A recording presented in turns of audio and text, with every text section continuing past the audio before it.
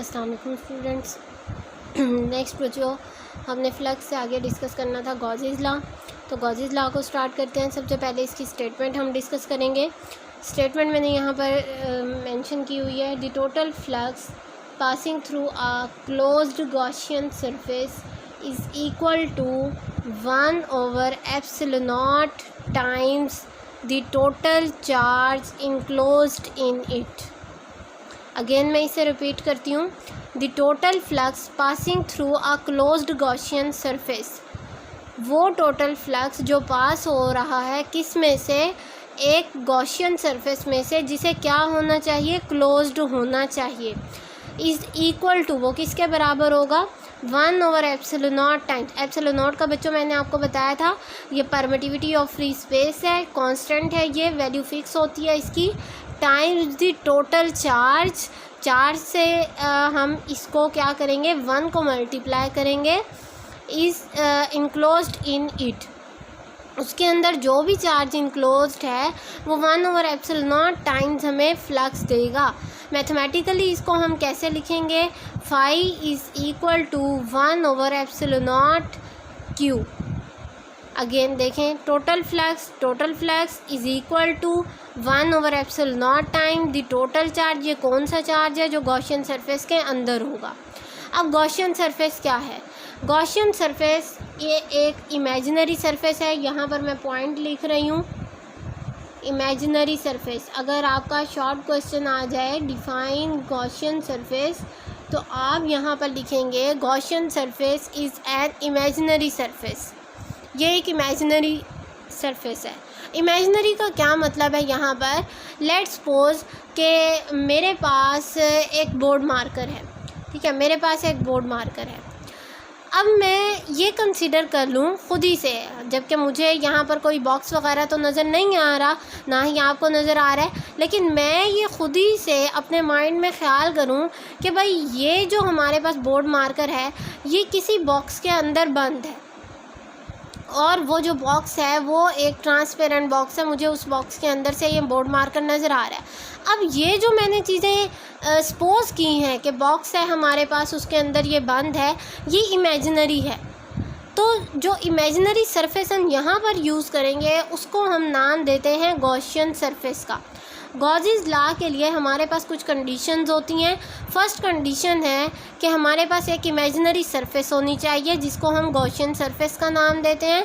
Gauss एक scientist का नाम था जिसने सबसे पहले इसको डिस्कवर किया था, इसीलिए इसे गॉसियन सरफेस का नाम दिया जाता है।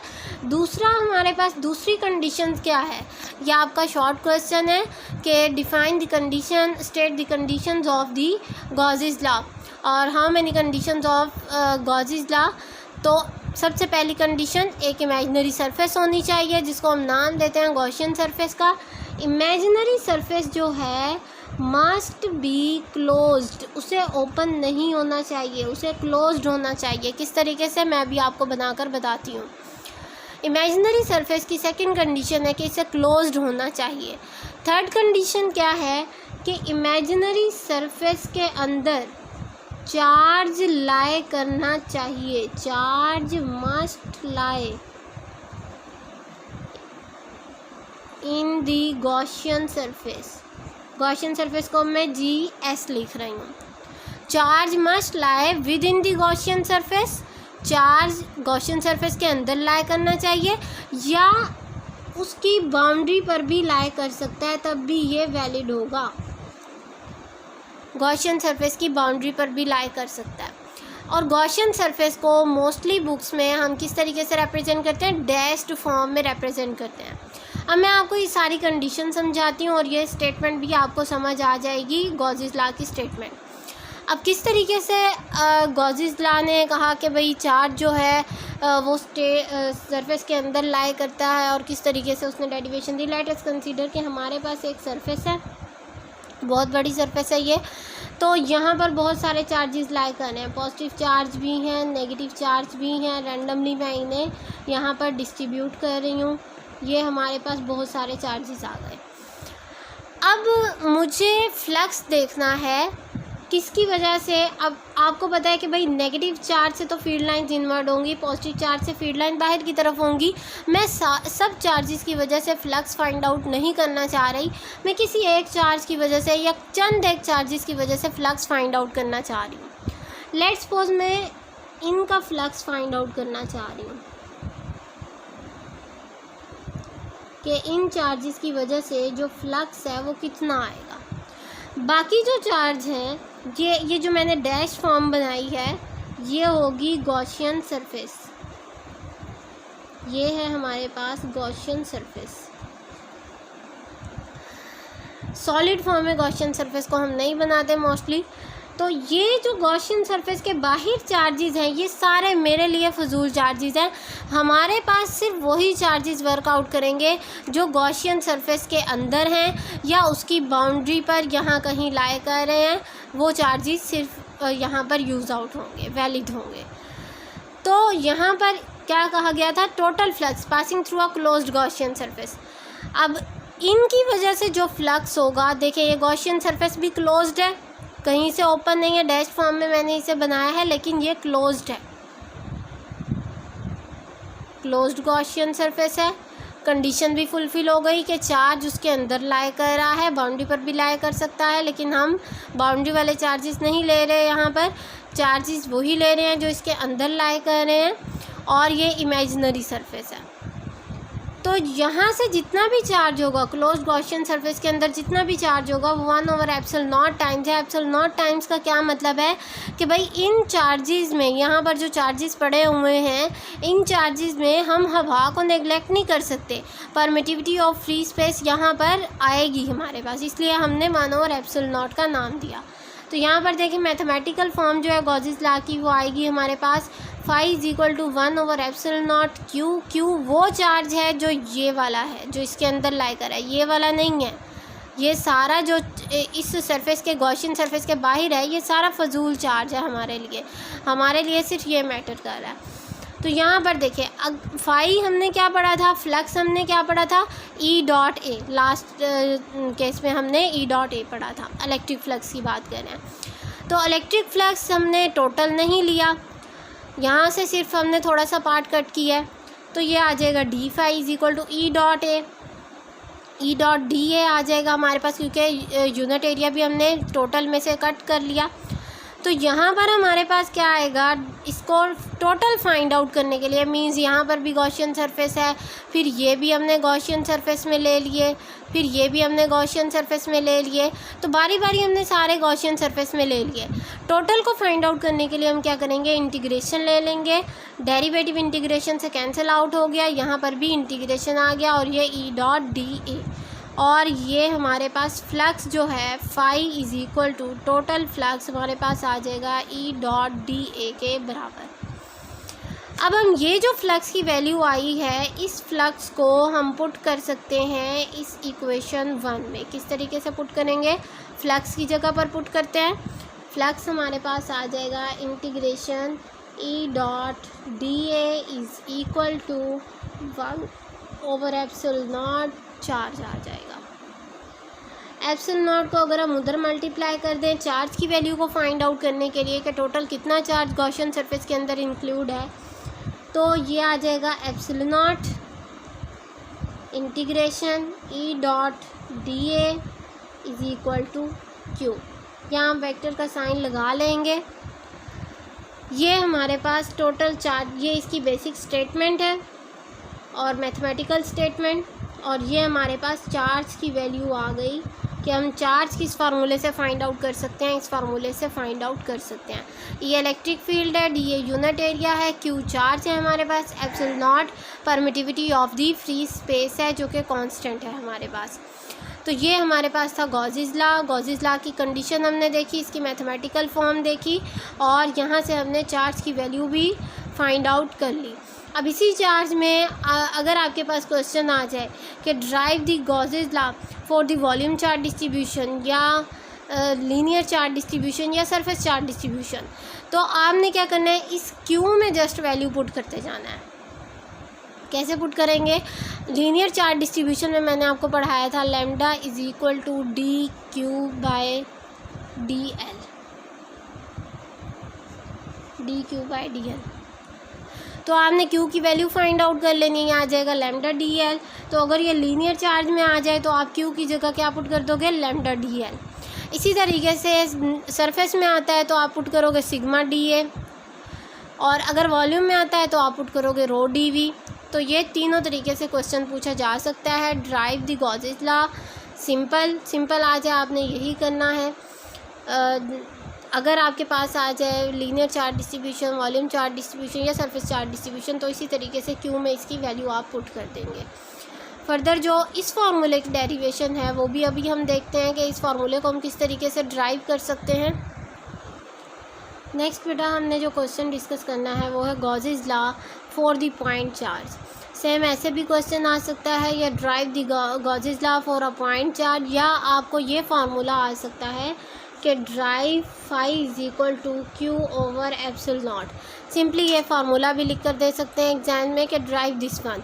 तो सेम आपने यही कैलकुलेशन करनी है। सबसे पहले हमने क्या करना है, गॉसेस लॉ की कंडीशन क्या थी, पहली कंडीशन थी कि एक गॉसियन सरफेस होनी चाहिए। तो हम कंसीडर करते हैं कि यहाँ पर लेट्स सपोज हमारे पास एक गॉसियन सरफेस है। ये मैं सर्कुलर फॉर्म में ले रही हूँ, लेकिन ज़रूरी नहीं है सर्कुलर फॉर्म में हो, बस इसकी कंडीशन है कि ये क्लोज्ड होनी चाहिए और डैश्ड फॉर्म में आप इसे रिप्रेजेंट करें, और आप किसी भी फॉर्म में, रैंडम फॉर्म में, आर्बिट्रेरी फॉर्म में इसे ले सकते हैं। अब यहाँ पर सेकंड कंडीशन क्या थी कि इस गॉसियन सरफेस के अंदर चार्ज लाई करना चाहिए। तो चार्ज जो है ये मैं कह देती हूँ कि लेट्स सपोज पॉजिटिव चार्ज लाई कर रहा है। ज़रूरी नहीं है पॉजिटिव लाई करे, नेगेटिव भी लाई कर सकता है। नेगेटिव लाई करेगा तो इनवर्ड हमारे पास फील्ड होगी। तो यहाँ पर हमारे पास जो फील्ड है वो है आउटवर्ड डायरेक्शन में, बाउंड्री तक हमारे पास आउटवर्ड है। यहाँ से जो इसका डिस्टेंस है वो ले लेते हैं हम आर। जो पॉइंट चार्ज है, जो हमने कहा है कि गॉसेस लॉ हमने पॉइंट चार्ज के लिए लेना है, वो पॉइंट चार्ज लेट्स सपोज हमने यहाँ से एक पॉइंट चार्ज लिया और इसका जो यूनिट एरिया है वो है ए।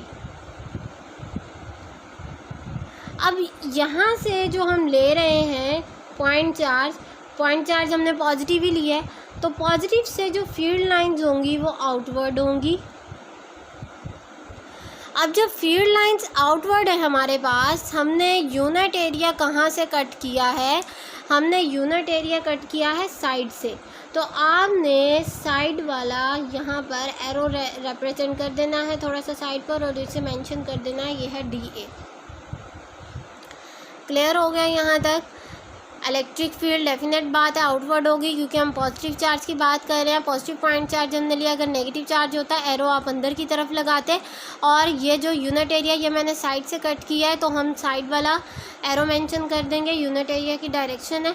तो सबसे पहले हमारे पास जो फ्लक्स है वो किसके बराबर आया, लास्ट केस में हमने देखा ई डॉट डी ए के बराबर आया। इलेक्ट्रिक फील्ड की वैल्यू से मैं इक्वेशन 1 का नाम दे रही हूँ। इलेक्ट्रिक फील्ड की जो वैल्यू हमने फाइंड आउट की थी वो थी 1/4 pi epsilon naught q over r square, और अगर ये वेक्टर फॉर्म में होगा तो यहाँ हमने यूनिट वेक्टर लगाया था साथ। ये जो इलेक्ट्रिक फील्ड की वैल्यू है इसे हम पुट कर देते हैं इस वैल्यू के अंदर, 1 के अंदर।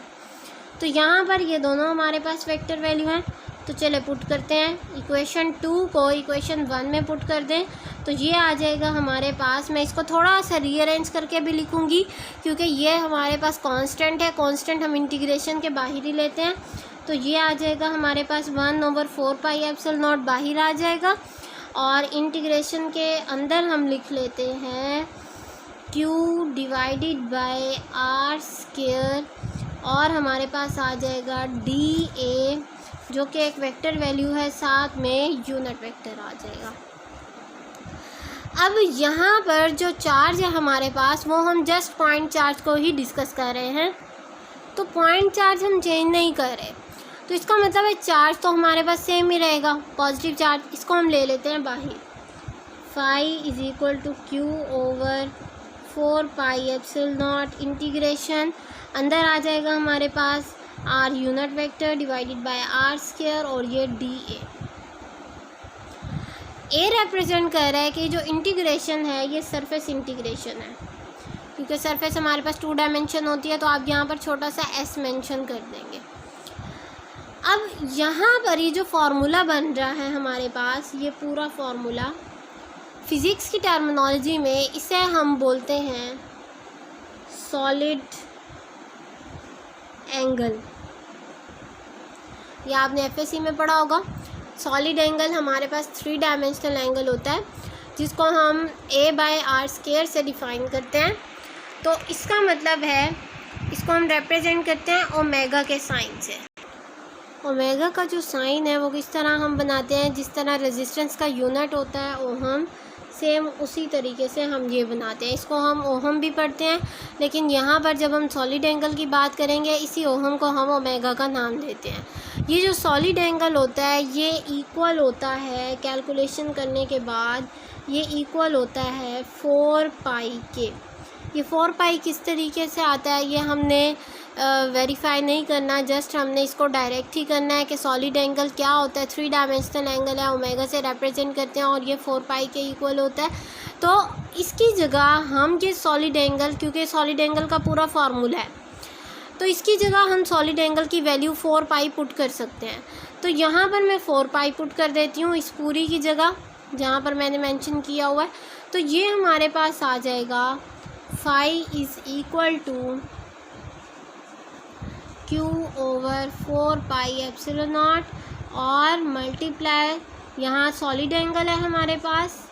चलिए मैं सॉलिड एंगल लिख देती हूँ। सबसे पहले सॉलिड एंगल की वैल्यू है, अब हम इसकी वैल्यू पुट कर देते हैं। Q/4 pi epsilon not, solid angle की वैल्यू है हमारे पास 4 पाई।